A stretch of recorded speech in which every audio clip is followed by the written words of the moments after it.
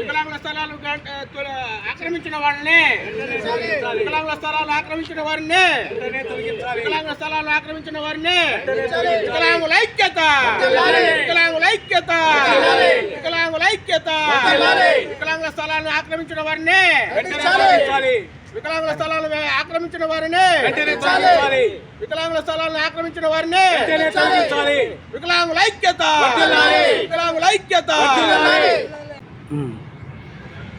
నా పేరు మహబూబ్ బాషా, అఖిల భారత దివ్యాంగుల హక్కుల వేదిక నెల్లూరు జిల్లా అధ్యక్షుడిగా వ్యవహరిస్తూ ఉన్నాను.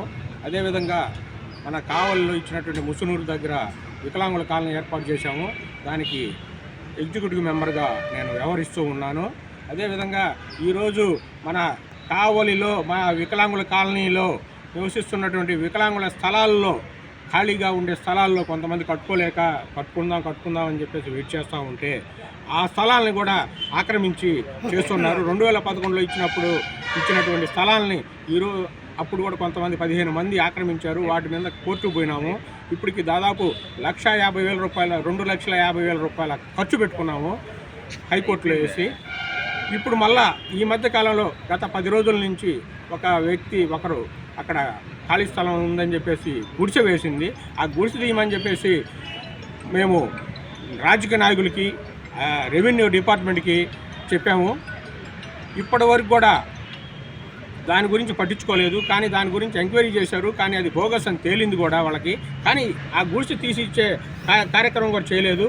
ఈ కార్యక్రమంలో మా నాయకుడు అయినటువంటి మండవ వెంకట్రావు గారు ఆయన గత ప్రభుత్వంలో జరిగిన కార్యక్రమాలలో మన ప్రభుత్వం చేస్తుందిలే అని చెప్పేసి ఆ ప్రభుత్వంలో కూడా చేయలేదు. మన ప్రభుత్వంలో మనం చేసుకుందాం అనుకున్నారు. ఆయన టీడీపీ పుట్టినప్పటి నుంచి కూడా ఆ ప్రభుత్వంలోనే ఆయన కొనసాగుతూ ఉన్నాడు. ఈరోజు ఆ ప్రభుత్వం వచ్చినా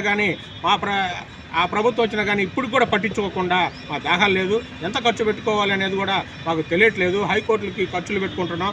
ఈరోజు ఆ గుడిసె తీసేయండి, ఇంకొకరు గుడిసేస్తున్నారు, అక్కడ అసాంఘిక కార్యకలాపాలు జరుగుతూ ఉన్నాయి అని కూడా మేము ఎమ్మెల్యే గారి దృష్టికి తీసుకెళ్ళాము, ఆర్డీఓ గారి దృష్టికి తీసుకెళ్ళాము, ఎంఆర్ఓ గారి దృష్టికి తీసుకెళ్ళాము. కానీ ఇప్పటికి కూడా పట్టించుకోలేదు. ఇన్ని రోజుల నుంచి 15 రోజుల నుంచి ఒక గుడిసె వేసింటే ఆ గుడిసె కూడా తీయలేకపోయినారు.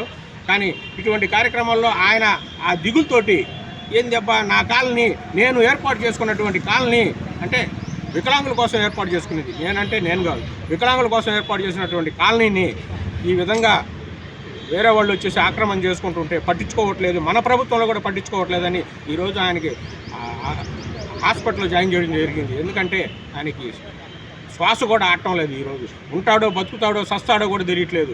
ఎందుకంటే వికలాంగుల కోసం ఎన్నో సంవత్సరాల నుంచి ఎన్నో కష్టపడి కాలనీ ఏర్పాటు చేసుకుంటే ఈరోజు కూడా ఆ కాలనీ గురించి ఒక అధికారి పట్టించుకోవడం, రోడ్డులు లేవు, ఏమీ లేవు. అటువంటి పరిస్థితుల్లో ఉన్నాము.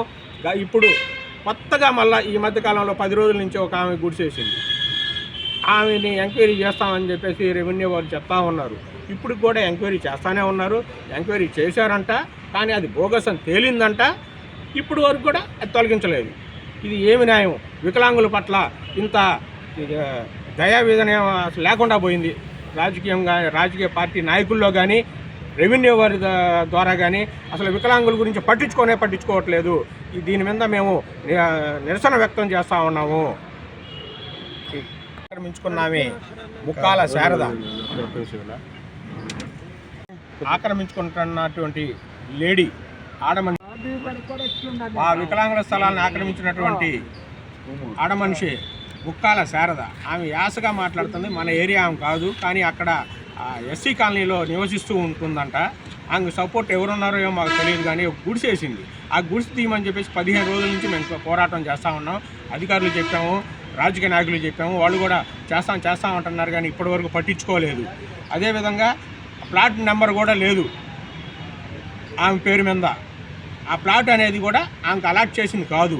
అది కూడా రెవెన్యూ వాళ్ళు తేల్చారు, కానీ అది బయటికి రావట్లా. మాకేమో చెప్పారు తేల్చామని, మేము క్లియర్ చేస్తామంటున్నారు. ఇప్పటివరకు కూడా క్లియర్ చేయలేదు. మా వికలాంగుల కాలనీలోనే ఆ గుడిసెల్లో కార్యకలాపాలు కూడా అసంఘిక కార్యకలాపాలు జరుపుతూ ఉన్నారు.